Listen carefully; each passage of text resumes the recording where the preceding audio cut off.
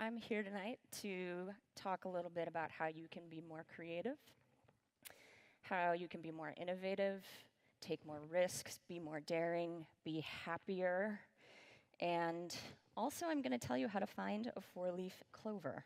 It is all related. I promise I'm going to get there. But I'm going to start out by telling a little bit of a story about something I witnessed about a year ago. I was spending a little bit of time at this beautiful place, Brighton Bush Hot Springs, doing a week-long silent meditation retreat. It was 10 hours a day of meditating, no talking, no reading, no writing, just being. It was awesome. And about 3 days in, I'm feeling pretty chill. The cares of the world are just far behind me. I'm not thinking about anything. And I'm sitting there at dinner time in the dining hall, slowly eating my dinner, savoring every bite. And this group of women come up. They are clearly not a part of the silent retreat because they are talking. And they are talking about these giant containers of tea that are sitting on the table next to me.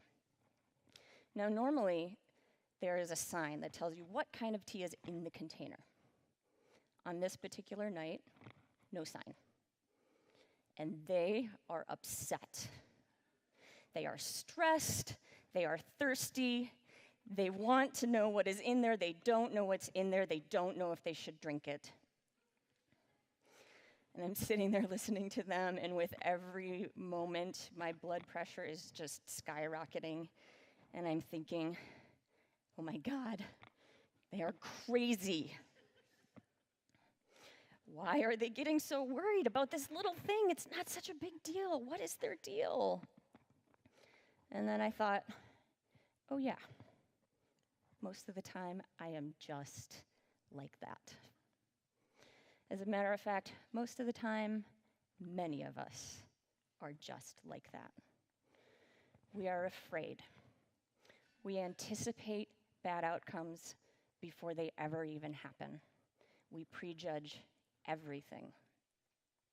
And when we do, we keep ourselves from doing the things we most want to do, from creating beautiful things, from experiencing the things that bring us most joy. But there's an antidote. And I call it observation.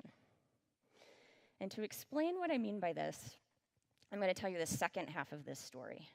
So I'm still at Brighton Bush. It's a couple of days later, and I'm sitting in the exact same place, slowly eating my dinner, because there's nothing else to do.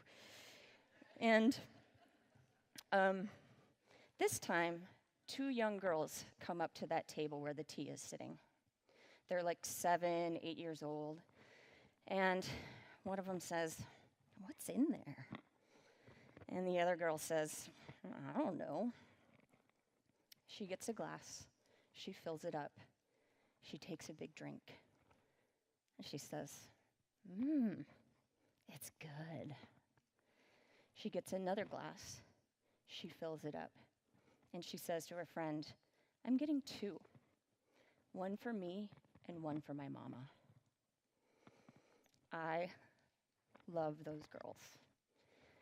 I have thought about them almost every single day since this happened because they understood the secret. And it's this: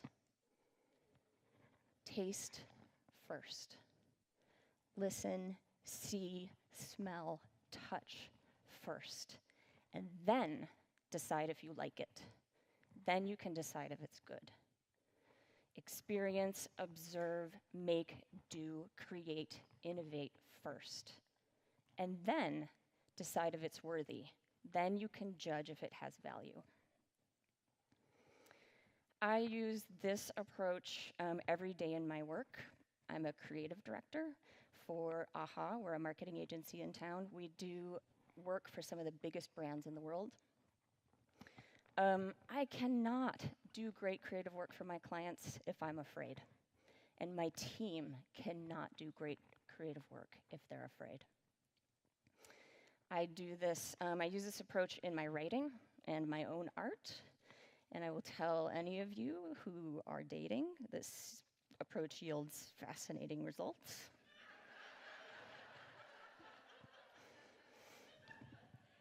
Here's a little bit of a story, not about dating, about art. A little while back, I decided to take a drawing class. Now, I am an artist. I've dabbled in paints and cameras, but I've never considered myself I'm great at drawing. Pens and pencils are not my thing.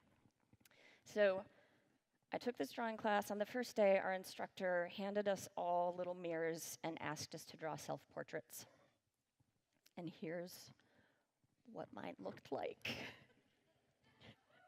Not so good. But that's okay, you know, he gathered them all up, he put them away, and then he started to teach us not how to draw, but how to see. As a matter of fact, for the first 3 or 4 weeks, we weren't even allowed to look at the paper while we drew. I scribbled where I saw darks, and I erased where I saw lights. And by the end of 10 weeks, I went from drawing this to being able to draw like this. But here's the thing I really want you to remember, the most important thing.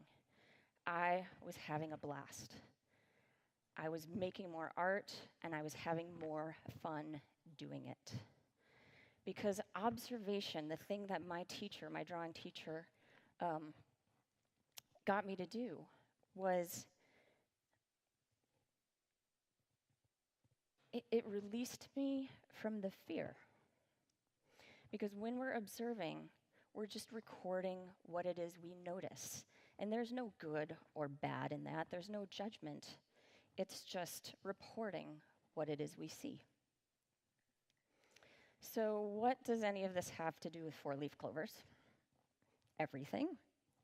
I'm really good at finding them. I find them everywhere. It annoys my friends to no end. I find them in backyards and parks, and I'm just walking down the sidewalk, and they pop out at me. I truly believe that I am not special. They are abundant. They are everywhere. There are enough for all of us. If you want to find one, here's what you need to do. You need to find yourself a field of clover. Do not look for clover that looks like this. You want to look for clover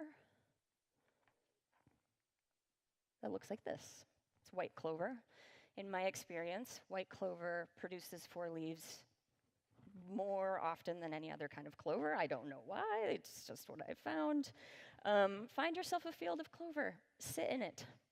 Observe, look, notice. I guarantee you will find one. And you may be surprised at what else you find, too. Thank you.